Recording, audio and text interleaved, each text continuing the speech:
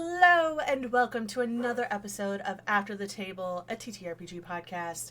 'Tis I, your favorite DM, that sometimes is a walking red flag because that's just how she rolls. I was in the military for 8 years. People, that's the red flag. Shelly Von Miller, haha. Speaking of red flags, they're not red flags, allegedly. We are joined by some wonderful D&D skit makers and actual play performers themselves and GMs. Lucy and Nick from Tabletop for Two. Hello, you two. Hi. So, this is our first time meeting because that always happens with this podcast. Sometimes I know people ahead of time, but hi. Welcome, neighbors. Fellow Texans. Yes. Texans, yeah. Yeehaw. It's Go Texan Day as we're recording this. Yeehaw. It's what now? Go Texan Day. Oh, okay. They have a Y'all day are for like, everything. I have can't no keep idea up. what that is. I have no idea, No. yeah. My loyalty to Texas doesn't go past barbecue and tacos. That's so. fine, though. Honestly, real. That's, yeah. Other than that, I don't claim the state. Yeah, me neither. Well, yeah. People ask me where I'm from, and I'm like, Next question, please. A place that is south of the Mason-Dixon, that's about it. Yeah. So, for those who don't know what who y'all are and what Tabletop for Two is, give us the lowdown. Yeah, well, we were a channel. We're still dabbling, and we still interact with the community and stuff, but we aren't making content anymore. But when we did, we made a bunch of D&D, TTRPG skits. We had a podcast as well, a discussion podcast. It only lasted about 12 episodes, but because we understand how hard it is to make a podcast day in and day out, or week in and week out. Yep. So we had podcasts, we had actual plays, we had skits, all that fun stuff. It was a good run, good 2 years. I was gonna say, yeah, we had a good run. Yeah. I did not know that y'all were packing it up. What I guess life, but what's going on? Yeah, I mean, it was mostly that. It's just, the D&D community, it's great, and it's great to be around so many creators and stuff, but, like, there's not a lot of, and this is going to sound so capitalist to me, but there's not a lot of money in the D&D scene, and so, like, doing this day in and day out with skits, and, we had to have a skit every day on top of editing and writing and recording podcasts and actual plays and all this. It's a lot for very little return, and that's just the nature of the beast. As much as we love doing it, the grind of it kind of sapped the love and the energy out of it. You know what I mean? Yeah, and like it was D&D and TTRPG was a hobby first, and it's something that we grew to love so much, and we love the creativity.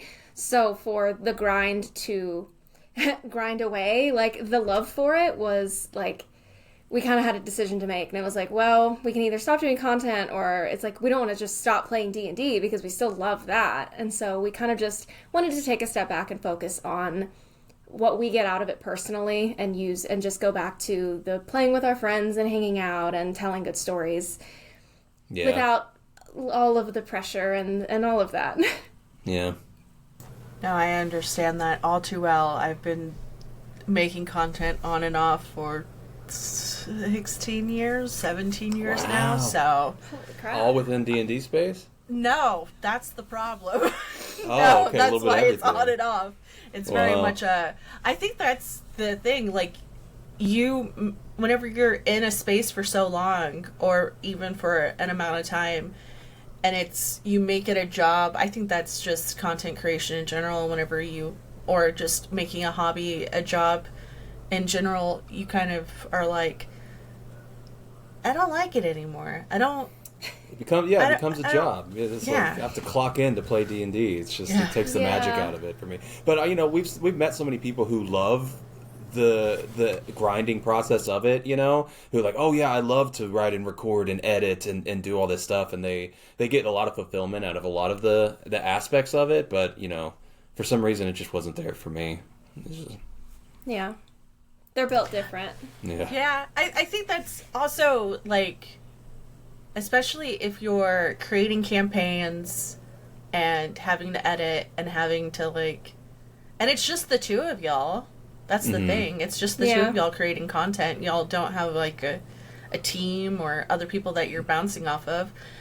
It can get a lot. And I mean, the whole point of this podcast is, one, to talk to people that love playing games, and also to kind of shed a light to people who don't understand the content creation aspect of like AP and the TTRPG creator space. Because people are all like, oh, they're having fun, they're getting like free dice, and like they're on this actual play, they're doing, you know, whatever, and it's more like, my dude. Yeah. And you know, it's kind of demoralizing too. And you know, it's not all about the numbers or whatever, but whenever you spend so much time like writing and performing and editing and recording, and then you know you put out an actual play and it gets 12 listeners, and you're like, well, why did we do this kind of? And of course, the easy answer is, oh, we did it for us to enjoy it. But you know, like we just said, the grind kind of takes the joy out of it for us. Like we would rather just be playing this by ourselves, which we do. We continued our actual play offline.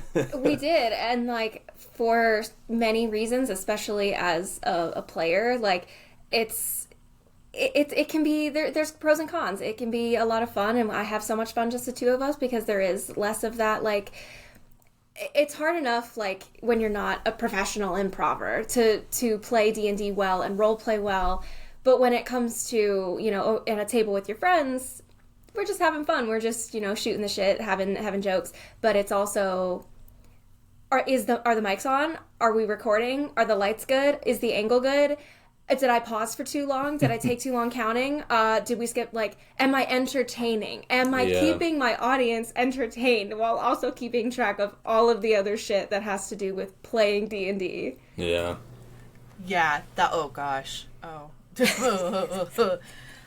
Yeah. That can get a lot, because yeah, I mean, especially if you're like in a table and like you're trying to do production and like you're trying to play, or you're the GM and you're trying to produce, or you're like getting notes in your ear from somebody who's like running the show for you. It's one of those things like you're like, this too spicy. I don't like it a lot. And I mean, I'll fully say it, I started in the AP space just to like kind of note, like, to record it for me and my friends. But yeah, I think that's the thing, is like you kind of just have to go with it. I just wanted to show it to my friends and I, and be like, look, we did so much cool stuff, and I got better as a GM, and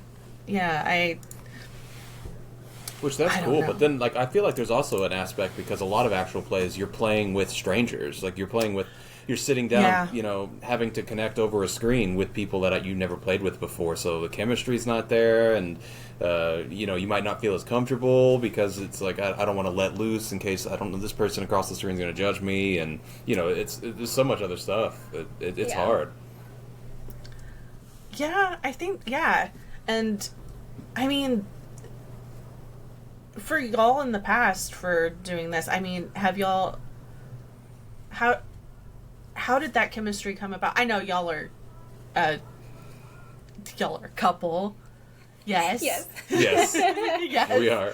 So obviously the chemistry is there, but like, how did you build the chemistry game-wise and figure out what worked for your game outside of like just recording it and everything like that? Just how did that work? Because usually you have more people to bounce off of, and so you can build you know, character chemistry and everything like that, but it's like just the two of you making this. Like, how did, I mean, you had to learn like a whole different layer of trust. I mean, you know, she didn't trust me as a DM in the beginning when we started playing. Like, she'll tell you that. She'll tell you that. I will.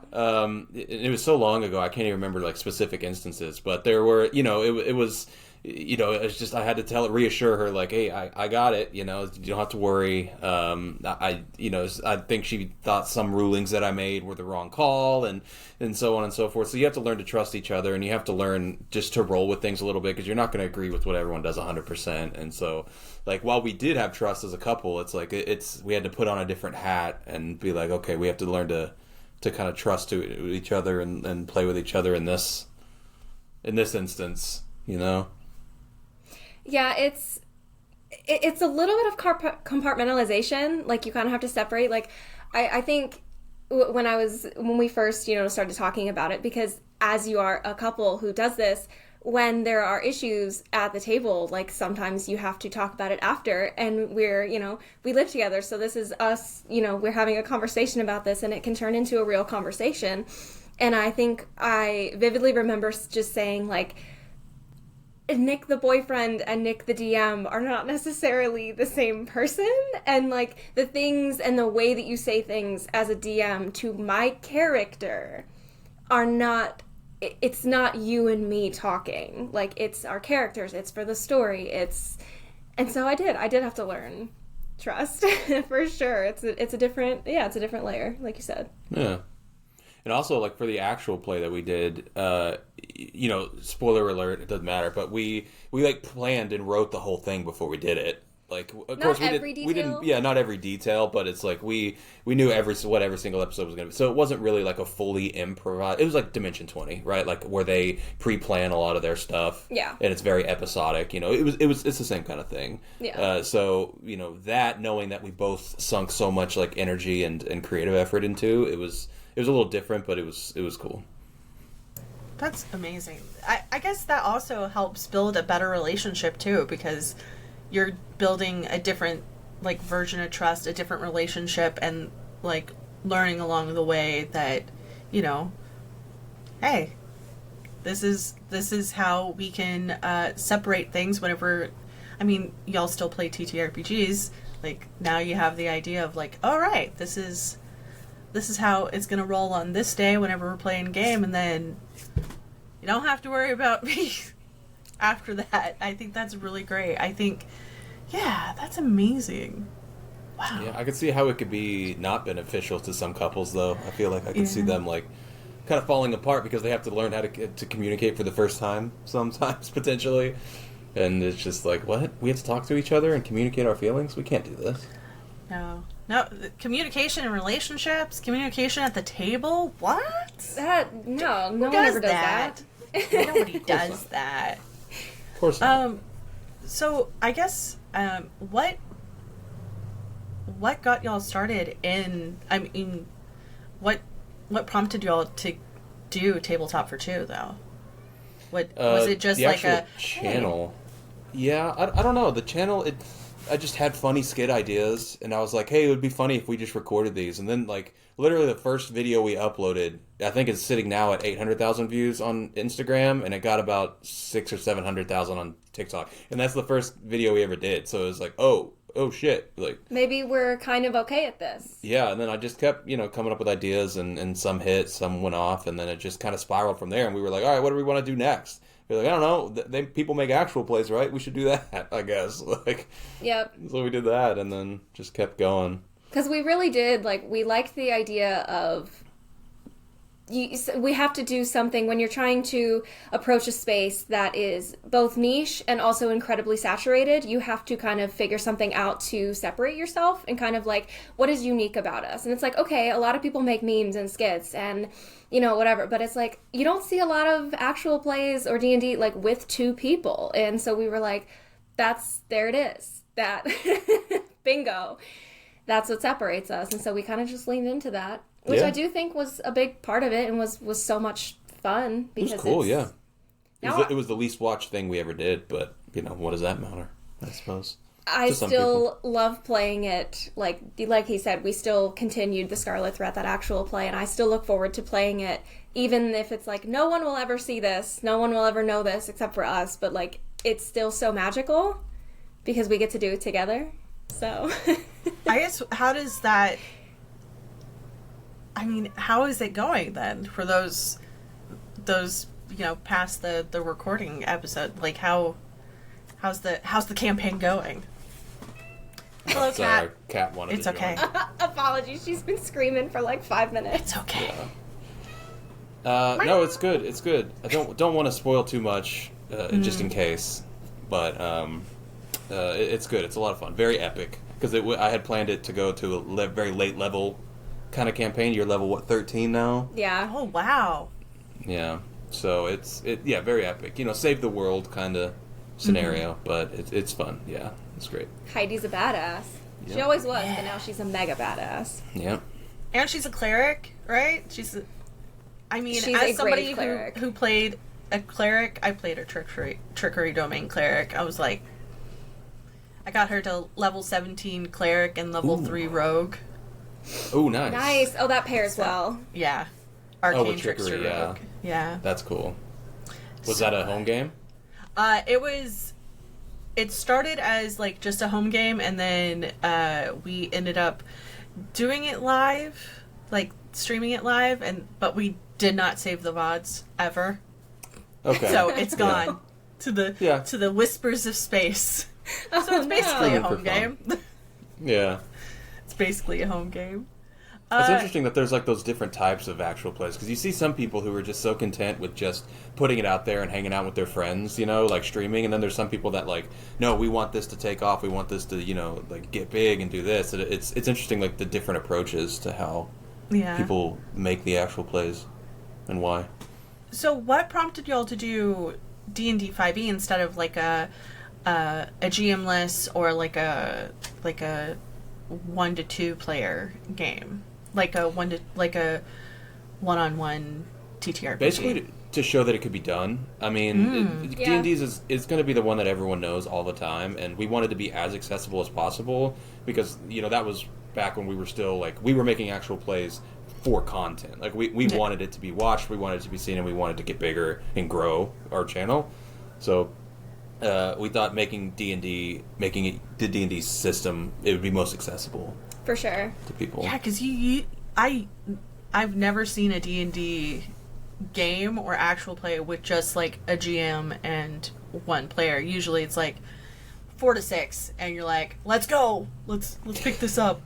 Yeah, I mean, I there's some run stuff a you have to game do and I'm like, differently, but we can't do this it was like, we can't do this at 2, we got to do this at 4. Come on, guys, I need more people to show up.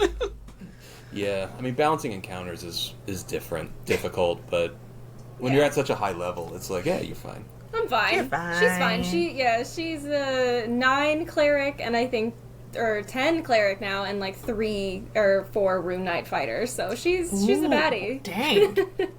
Oh man, what's that constitution looking like? Pretty good. She's hefty. Yeah. Nice. Yep.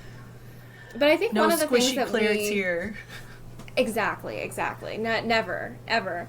But no, I think one of the things that we wanted to accomplish with that accessibility is that one of the things both online and offline that we've heard from people is I really want to play D&D, but I don't have a group of 4, 5, 6 friends, or I live somewhere where it's a small town, or it's far away, or it's overseas, and it's not really big here, and so it's really hard to connect. And for many reasons, social anxiety and all others, that it's not the same sometimes to do it like with strangers online. Sometimes you need that extra level of like comfort to do it in person and do it with people that you know. And so doing it with 2 people was kind of showcasing that like you can do it. You don't need an entire group. If you do have a partner or a best friend or that one coworker or a sibling or something, that just one other person that's like, no, we can do this, I really want to play D&D, that you can still do it and you can still enjoy it. I love that. Speaking of, because I love this aspect of it, of some of your content that you had put out, is how did y'all get started with doing like commercial-esque things for Start Playing Games? Because some of those skits for those are so good, and I'm just like, are they getting paid? Like, are y'all doing this out of the kindness of your heart? You got paid for it? Good. No, and that was because of that. Like, Devin's a good friend of ours. We met him. We met him online before Gen Con, but then we met him at Gen Con last year. in person, and he's such a sweet man. And he was in his kind of thing was he reached out to us to make commercials, and of course, we said yes without even thinking. But then he was like, "No, we want to pay you." And then I was like, "Okay, give us like this amount." And he was like, "No, dude, I'm going to give you this amount." I was like, "Oh, okay." Like he was okay. He was so great about like wanting to pump money back into the scene for us. Like Taylor and Diana both were also making commercials, I think, for him. Which was great, and yeah, we honestly had a lot of fun. Like we all three of us sat down, me, Lucy, and Devin, and we were like, "All right, what are we thinking?" And we thought out the skits and everything. Then, and he was like, "That's great." And then we recorded it and sent it over to our editor, and that was it. He was like, "Yeah, it was funny." Yeah, I think that's because I occasionally run games on Start Playing, and I think it was because of like the skits and commercials like from y'all and other people that I was just like, this might be they're doing good things with their ads.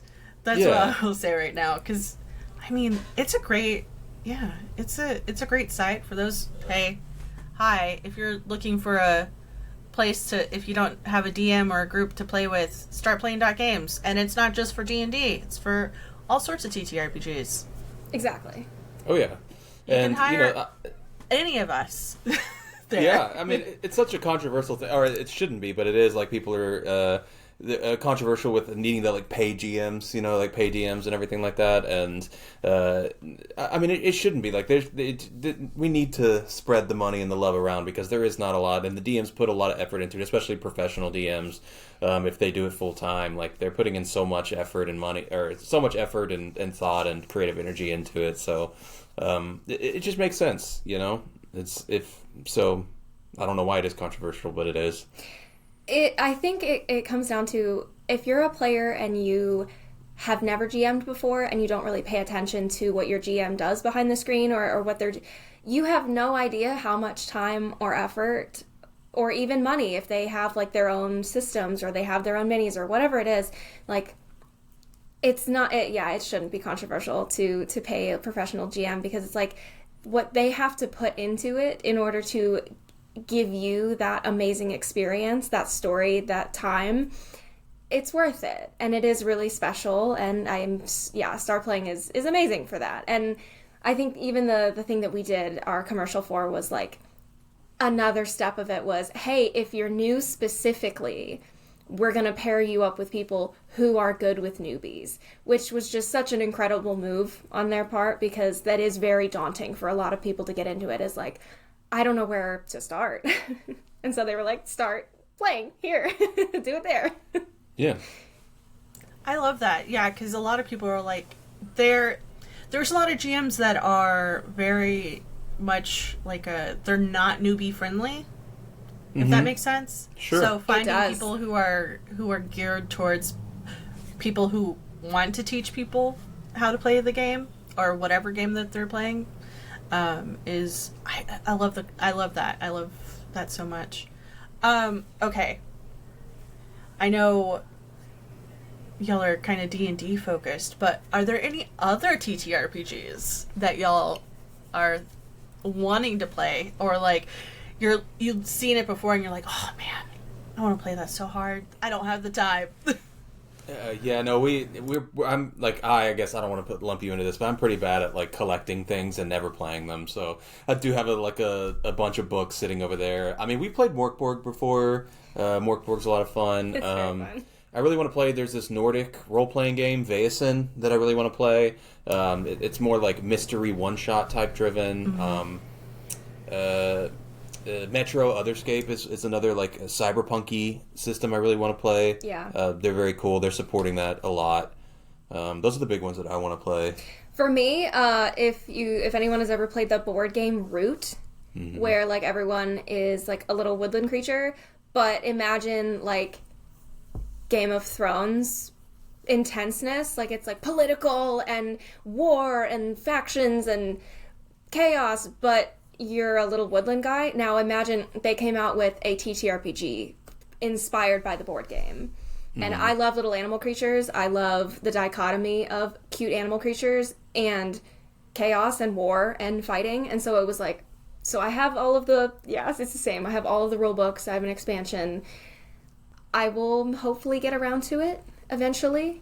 It's a different system, but... Yeah, the Legends of Evantris folks have an actual play of... or is it Humblewood or Root? It's Root. It's Root. Okay, that's Root. Yeah. So. Good to know. I had not heard of that one before, so I'm very interested, because I love little woodland creature guys. Yeah. I love it so much. And I'm a sucker for Game of Thrones. I'll watch it. If it's not, I'm like, yes. Yes. And now it marries the two, and then there you go. Yeah. Perfect. I love that. Oh, this is going to be controversial. I said I wasn't going to do a gotcha, and I love lied. being controversial. No, Yes. especially now that I'm not making content, I'm like, I will give you all the hell yeah. controversial You're like, tea. Yeah. Hell yeah. You can cancel me. You can, Yeah. We're here to provide the tea. Sort of. For each of y'all. Yeah. Top 3 classes in D&D and why. You can include subclasses in there. Okay. I haven't played very much.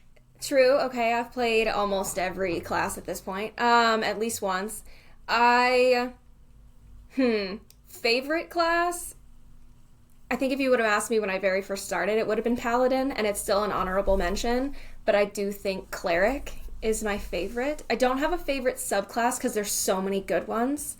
I am partial to the Grave Cleric, but that's just because that's what Heidi is. But Cleric is probably number 1, and if we're going to do a spellcaster, Warlock. I like it because it's a little bit easier. Like, it's easy, it's more digestible, and I think it provides the most role play and, like, narrative, room for that. Because it's like, oh, your patron, how did you get there? And what deal did you make? And a third... I think just because it's the other one that I played, I'll do a martial class, so I'll do one of each, but... Barbarian, because when I first started playing, I was like, barbarians are boring. I'm just a big, like, dumb idiot. And so I was, I hated on it for so long. And then I played one, and I got to go through the process of, like, oh, no, there's some depth here. Where does the rage come from? Where does the rage come from? How does it manifest? And I'm like, I actually learned... I learned a lot about myself through playing a barbarian. That's fair. I mean, I like playing anything that I can customize. Like, Battlemaster Fighter is one that I'm playing right now. Yeah. Any kind of crazy wizard subclass I could probably go crazy with. Or Paladin. Anything where I can do, because I like combat, anything I can do a bunch of damage. Yeah. Paladin, Battlemaster Fighter, crazy wizard. That kind of stuff. What do you like running as a DM, though? I mean... I don't like running spellcasters because that's too much to keep up with. It is a lot. Yeah, and I'm pretty bad at, like, not designing very cool, complicated, intricate encounters. I'm a huge, like, Souls-like fan. I love Elden Ring and, like, all these games. So I'm gonna give you a big monster that has a big health bar. Good luck, and it hits really hard. You don't have to climb up the clock tower and jump every hour every time the clock strikes to get the... No, just kill the bad guy. There's phases to this. Once it gets to phase 2, buckle in. Exactly. They get wings, and then it's all hell breaks loose. No. What are your favorites? Oh, that's... Because like you, I don't get to play a lot. I get to run D&D. I don't get to play a lot. Cleric, because my first D&D character was a cleric. And she has my little heart. Fighter, because I like some of the aspects of it, because come on, the extra attack is just so good. It's just, and I can action surge, perfect. Let me just get in there. Oh goodness, what other one? I haven't played an Artificer yet, but I kind of like some of the things. I actually made a subclass for it recently, and I haven't tested it out yet. And I'm just That's cool. Yeah. I was like, what could I do? I was like, oh, I'll do an Architect Artificer. Oh, very cool. Yeah. That sounds cool. Well, it was a redemption that I did for a charity one shot that I ran for Fisher House Foundation, Okay. and their thing is about building homes for veterans and their family members to use while they're in the hospital. So they have Cool. like a home that they build near the hospital, and then people, the families can stay there while they're in the hospital and everything like that. And so I was just like, that's so creative. That's such a cool idea. Yeah. And so I was just like, oh, let me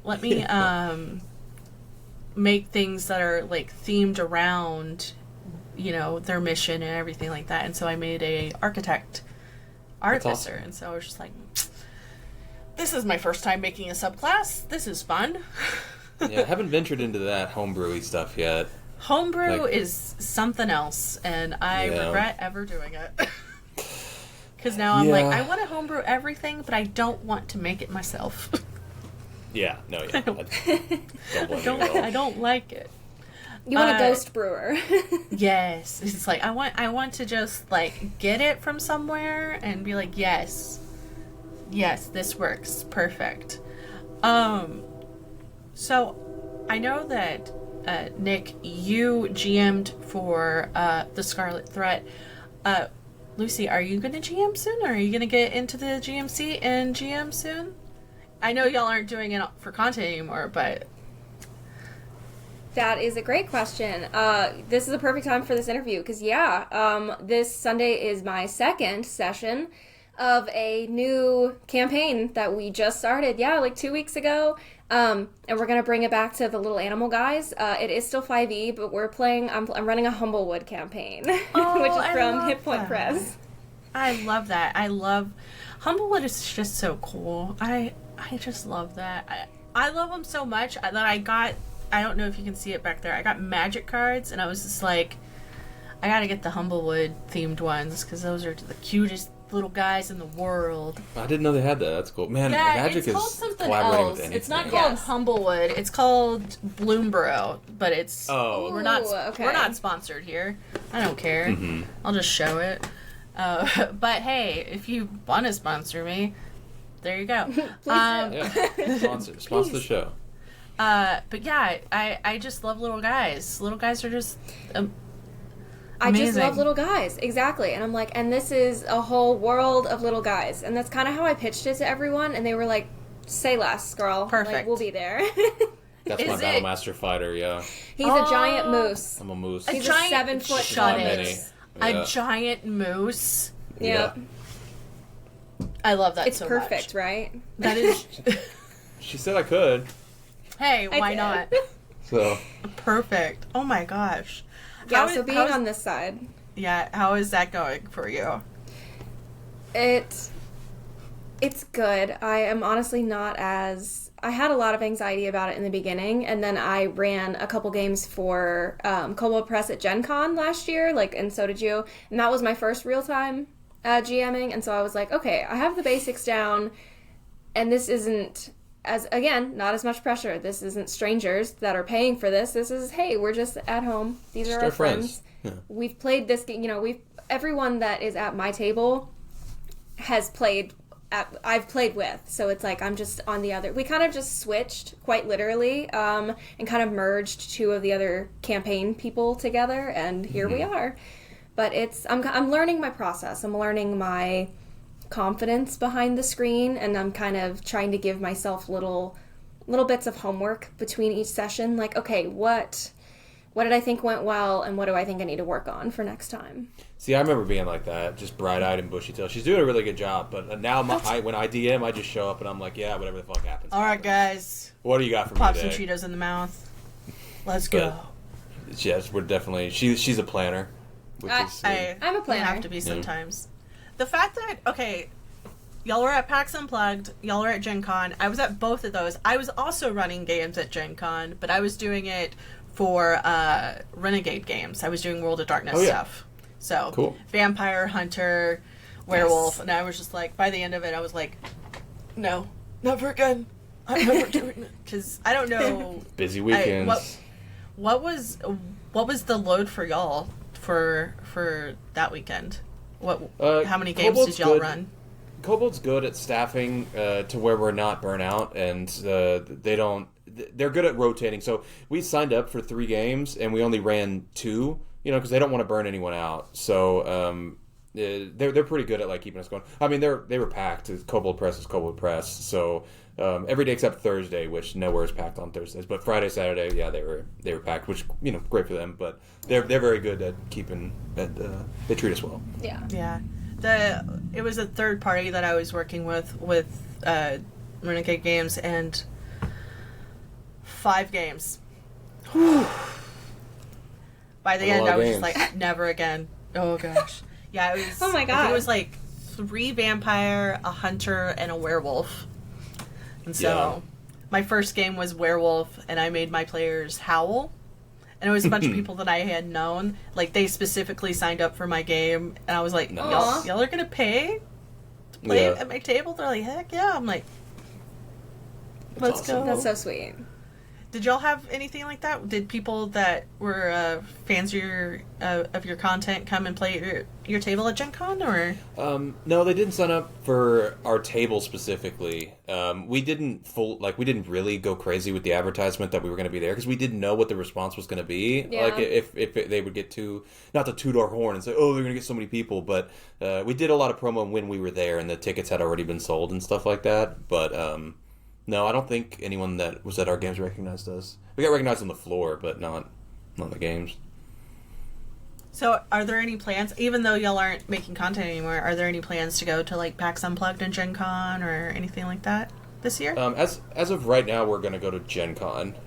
But that is a month after we move houses. We're going to get a new house. So, we're talking with Kobold, and we're like, hey, we might not. And they're super receptive, and we want to. We really want to. We would love to. But yeah. It's a big stress and a big expense, and it's especially while moving and everything like that. You're like, and plus, I don't know. Are y'all staying in state or are y'all? Mm-hmm.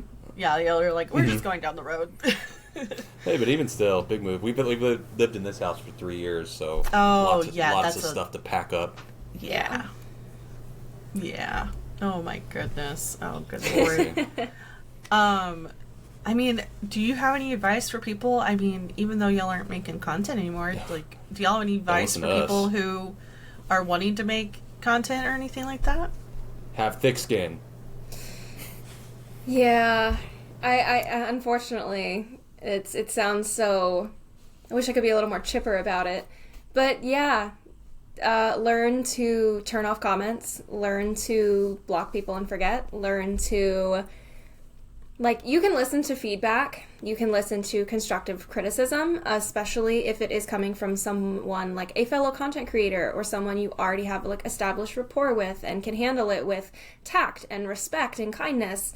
But don't listen to the people who they log online every day to be mad about something and to hate on someone for something and to tell them that they're doing something wrong or that they're a bad person. Or that girls can't play D&D, all of the above. So just get thick skin and keep the love in it. Like, keep doing it for you. Or if you're doing it with friends, do it for the friendship. Do it for you guys. And if you need to take breaks, like, prioritize your mental health. It's really important. Like, don't burn yourself out to the point where you hate something that you love doing. That's amazing. I love that. That's amazing advice, because as somebody who's slowly burning out now, I say slowly, it's happened, let's be real. It's setting in. Good lord. I guess, what's some advice for those who are wanting to get into D&D and TTRPGs that you would give, not just like people who are wanting to do actual play in D&D and TTRPG content, just like who are wanting to get into the game? Don't be afraid don't be afraid to embarrass yourself. Like, a lot of people they put up that wall and they're very quickly just like, no, that's cringy, that's this, I'm not going to do that. It's like, dude, don't set all that aside. Be cringy, be weird, be loud, and then you're going to see the table change with you, and I hold that as a DM and a player. You know, like my character in her campaign now is a very loud, boisterous guy, and you know, I like to set the energy not only with the characters but also at the table, because it's like, hey, we're all here to be silly and have fun, and set aside all that kind of judgment and fear of embarrassment. You know? Yeah, like you get to do something playing D&D or TTRPG, anything that has to do with role playing is you have an opportunity to do something that as an adult you're kind of told that like you're not supposed to, which is play pretend and be silly and potentially dress up, potentially like act like someone else. And so it's like you channel something that a lot of people I think bury as adults because we're just told this like XYZ is for kids, so you can't do it. And it's like, I think that's a really poor way to live your life. If it brings you joy, and there is a lot of joy to be had in playing games with your friends and doing funny voices and telling stories with your friends, I think it unlocks something that is in a lot of people that I think they don't really get to explore a lot. And I think you should allow yourself to do it, for sure. And don't let the rules get you down. Someone can teach you the rules. You can learn it. It's fine. Rules are arbitrary. They're there to be broken. Just that's secondary. Make them up along the way. Pretty much. Exactly. Usually this is the spot where I'm like, plug your shit. But on that, recommend. Who do you recommend to watch and check out? I mean, there's still so many creators doing so many awesome things. I mean, all the friends that we made are people you already know. Like, you know, Zach's doing amazing things. Zach the Bold, Diana's amazing. Our friend Sunnyside James. Yeah. Shout out, we love you over there in Florida. Yeah, love him. You know, there's a lot of really cool stuff going on right now with Roleplay Relay and Darrington Press. Like, they're doing a lot of cool charity work. And, yeah, I don't know. Can you think of anyone else? Did I miss? And for people who say, and it's something to be said, that like, oh, I want to play D&D, but like, I don't want to put money, I don't want to give, you know, Hasbro or Wizards of the Coast, things like Kobold Press, things like Hit Point Press and Darrington Press, like those third party, those smaller companies that like, the heart, then the creativity is put in there, they're just using someone else's rules. Those are, I'll plug those because those kind of companies are amazing and they add a different depth and newness to a very, very old system and a very old game. Yeah. Play third party. Yeah. Hell yeah. Play third party. That's our rule here. Always play third party. With that being said, make sure to go check out their links down below. Even though they're not making content, they still have content that you can consume online, to include their actual play that's on Spotify, I believe, right? Spotify and everything else. Yeah, go check them out. And go check out their recommendations, because you should. Those links will also be in the links down below. I can be found everywhere on the internet at Shelly Von Miller, including Fourth Wall memberships and Patreon, where you can get early access to the podcast and other content like me getting ready in drag to, react to Castlevania. There you go. I love you guys very much, and I will see you on the internet. Goodbye!